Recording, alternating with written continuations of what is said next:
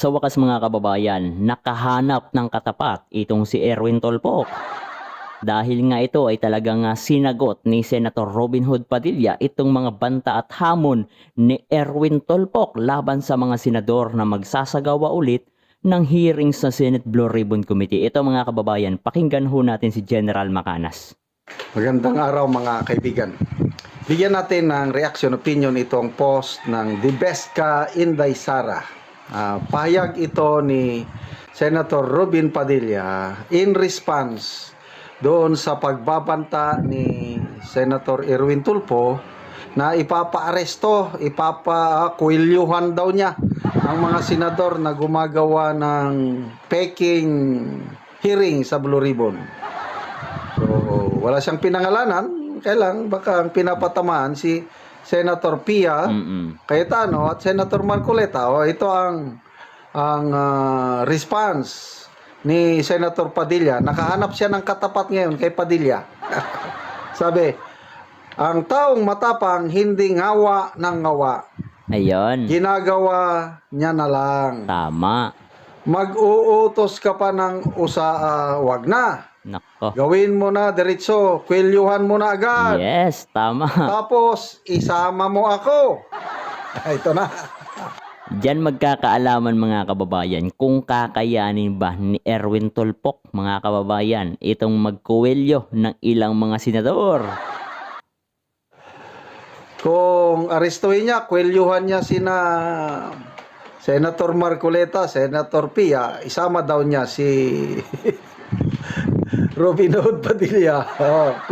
Isama mo ako. Dahil kung magpatawag man ng hearing ulit si SP Cayetano, tiyak 100% dadalo ako. Kaya sir, marespeto pa rin, nag-sir siya eh. Kailang may laman yung kanyang Kaya sir, kung kukwelyuhan mo at sisipain mo palabas si SP Cayetano, isama mo ako ha. Or unahin mo akong kwelyuhan. Please lang. Please lang. Alam naman ho natin itong si Erwin Tulfo mga kababayan is matapang lang ho ito sa hindi niya kaya at kinakayan-kayanan niya. Ngayon, si Senator Padilla ang subukan niya. Bagsak nga si bagsak nga si John B. Cremolya kabayan eh. Try me din. Si SP Cayetano hindi naman sanay sa ugaling kanto. Oo nga, abogado yun eh. Saka mabait si SP Cayetano. Napapansin ko sa kanya, kalmado lang. Etong si Robin Hood Padilla, nako. Ilang taon ba siya sa bilibid? Grabe yun ha. Bilib ako sa kanya, nagbago talaga. Nung nakilala niya ang Allah o ang tunay na Diyos, yun. Good boy na siya ngayon. Kailang, huwag mong subukan ang mga mababait. Huwag mong subukan, masisira ang buhay mo, Erwin Tulfo. Sabi niya, unahin mo akong kwelyuhan, please lang. Try me din. Si SP Cayetano, hindi naman sanay sa ugaling kanto yan eh. Hindi rin naman mahilig makipagbasagan sa boka yan. Kaya sa akin mo gawin yung sinasabi mo.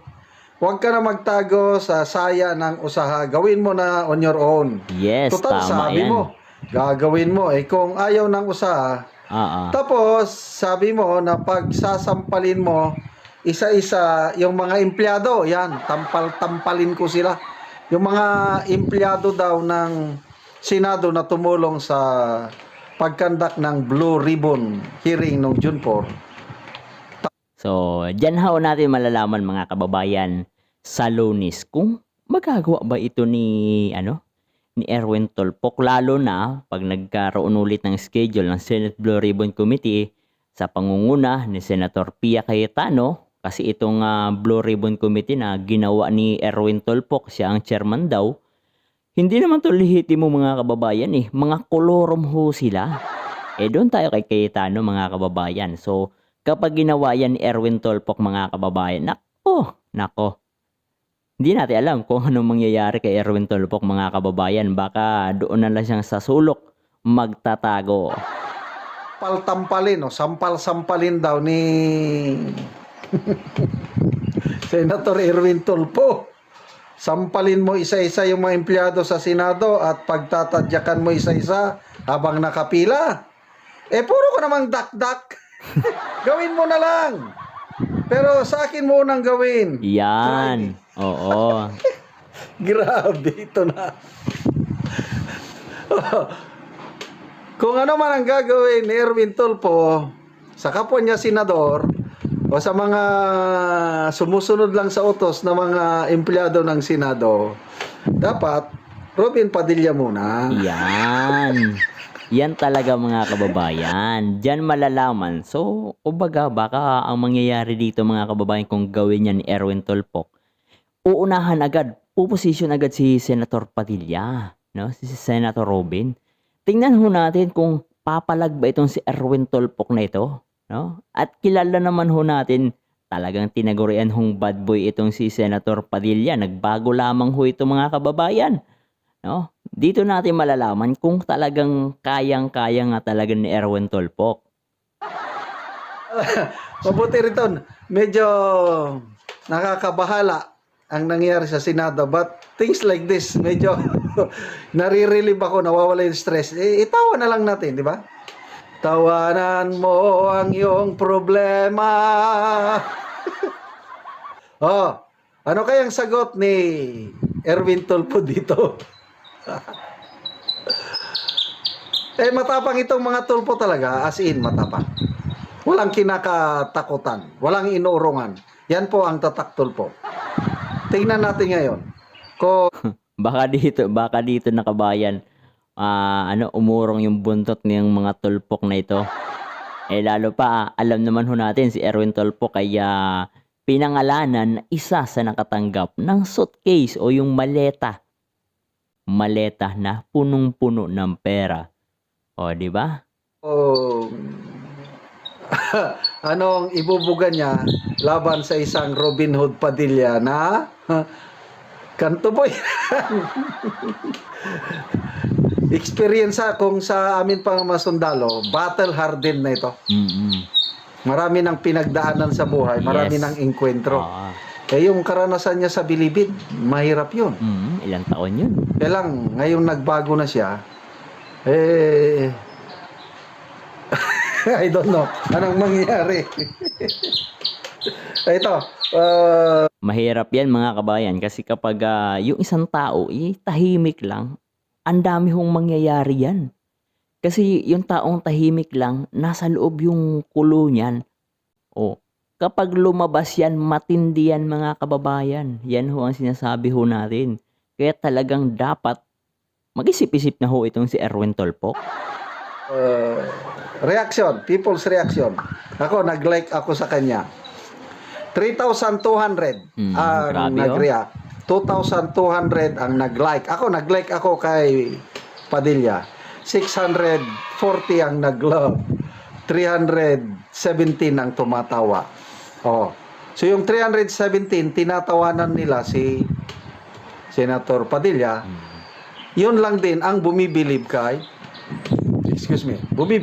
Erwin Tulfo. Okay. Basa tayo sa mga comments. Joseph Reyes, nakahanap ka ng katapat ngayon, Erwin Tulfo. George Cayetano, haya na, sige, tingnan natin kung kaya mo ang kamao ni Bad Boy. Ang daming nagre-react. May katapat ka na, Erwin. Sige daw, Tulfo, nakahanap ka na ng katapat. Tama po yan, Sir Ruben. So yan nga mga kababayan ang naging komento opinion ni General Macanas. Sa tingin nyo, kakayanin ba ni Erwin Tulfo na kaltusan, sapakin o ano pang gawin, kuhilyuan itong mga senador, lalong-lalo na mga kababayan is sabi ni Senator Robin Hood Padilla ay mangunguna ho siya. No? Mangunguna siya. At hindi ho natin alam mga kababayan kung kayang-kaya ba talaga ito ni Erwin Tulfo. Nako, matindi ho ito mga kababayan. Aabangan ho natin ito.